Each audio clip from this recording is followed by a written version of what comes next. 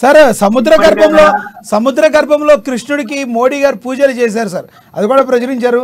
ఏమనుకోవచ్చు sir, Modi గారు కొన్ని విధానాలు చూస్తుంటే కొంతమందికి ఆశ్చర్యంగా అనిపిస్తాయి, కొంతమందికి బాగా దగ్గరగా కూడా అనిపిస్తాయి.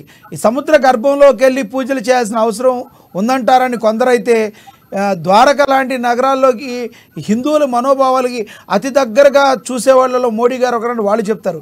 ఎలా చూడాలంటారు కృష్ణుడికి మోడీ సముద్ర గర్భంలోకి వెళ్ళి పూజలు చేయడానికి? అంటే ఒకటి, ఎవరి విశ్వాసాలు వాళ్ళేది, ఎవరి నమ్మకం వాళ్ళేది. ఆయనకు ధర్మం అన్నా, హిందూ ధర్మ పరిరక్షణ అన్న, ఈ ధర్మ సంస్కృతి కీలకంగా నిలిచిన దేవతల నారాయణకు నరేంద్ర మోడీ గారికి ఇష్టం. కాబట్టి వారు అక్కడికి వెళ్ళి పూజలు చేశారు.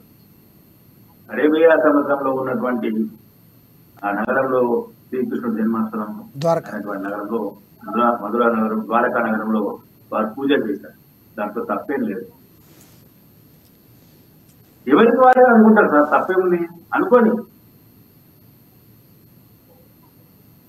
ఆయన విశ్వాసం ఆయనది, ఆయన నమ్మకం ఆయనది. దానికి మనమెవరం అనేది. నేను స్నానం చేసి పూజ అయిన తర్వాతనే ఏమన్నా నీళ్ళు పాల్లో తాగుతాను. మీరు స్నానం చేయకుండా ఏం చేయకుండా మీరు నీళ్లు పాలు అన్ని తాగుతారు. అది మీ ఇష్టం, నా ఇష్టం. అంతే కదా సార్? అంతే కదా సార్. వాళ్ళది అట్లెట్లా మిమ్మల్ని నేను తప్పట్లేదు, నన్ను మీరు తప్పట్లేదు. అట్లెట్లా? ఏది ఏమైనా ధర్మ పరిరక్షణకు నరేంద్ర మోడీ గారు తీసుకున్నటువంటి చర్యలు కానీ, మన రామ మందిరము ఉద్ఘాటన ప్రారంభోత్సవం చేయడం కానీ, ఇవి నిన్న శ్రీకృష్ణ జన్మస్థానానికి అక్కడ పూజలు నిర్వహించడం, నెమలిపించడం అక్కడ పెట్టి తనకున్నటువంటి విశ్వాసాన్ని, నమ్మకాన్ని అక్కడ ప్రతింపజేయడం అనేది దేశ ప్రజలు హర్షిస్తున్నాం. ఓకే, దేశ ప్రజలు అందరూ అంటే అందరూ హర్షించారు. ప్రతి విషయంలో అందరికీ అన్ని సమానంగా రావు. మెజారిటీ తీసుకోవాలి, అంతే. మెజారిటీ తీసుకోవాలి.